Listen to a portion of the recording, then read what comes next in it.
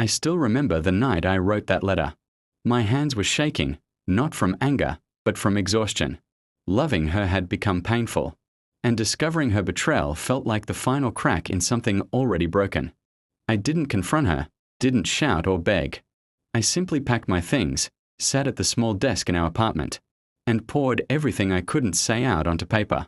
In the letter, I told her how I knew about the lies, the late nights, the secret smiles at her phone. I wrote about how deeply it hurt, but also how tired I was of fighting for honesty. There was no insult, no curse, just the truth. I ended it by saying I was leaving to find myself again, and that she shouldn't look for me. By morning, I was gone. I changed my number, deleted my social media, and moved to a different city. For the first time in years, I felt invisible, and strangely, that felt like freedom. I took a small job, lived in a modest room, and focused on rebuilding a life that didn't revolve around suspicion and pain. The first year was the hardest. Every familiar song, every memory, tried to pull me back. But I stayed strong. I reminded myself why I left and what staying had cost me. Slowly, the ache softened, and the silence inside me turned into peace. What I didn't know was that she never read the letter.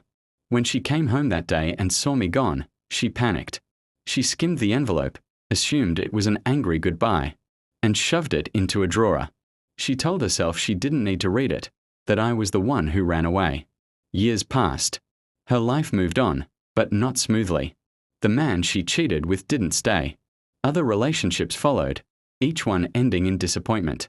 Something always felt unfinished, like a door she refused to open. One rainy afternoon, while cleaning out old things, she found the letter again. The envelope was yellowed, the paper inside folded neatly, just as I had left it. This time, curiosity and regret pushed her to open it. She sat on the floor and began to read. Halfway through, she started crying. Not loud, dramatic sobs, but quiet tears that soaked into the paper. She realized I had known everything, yet I never tried to hurt her back. I had loved her enough to leave without destroying her, and that realization hurt more than any accusation could have. When she reached the end, her hands trembled. The final line about me leaving to save myself echoed in her mind. For the first time, she understood that my disappearance wasn't weakness. It was strength she never recognized. She tried to find me after that. Old friends, old emails, even distant relatives. She searched everywhere. But I had built a new life by then, one that didn't include the past. I had learned to be happy alone before learning to love again. Somewhere else, in another city. I was living quietly, content with who I had become. I didn't know when she read the letter, and I never needed to. Writing it had already given me closure. And maybe that was the real ending. Not revenge, not reunion, but two people learning different lessons at different times. I found peace by walking away, and she found truth by finally reading what I left behind.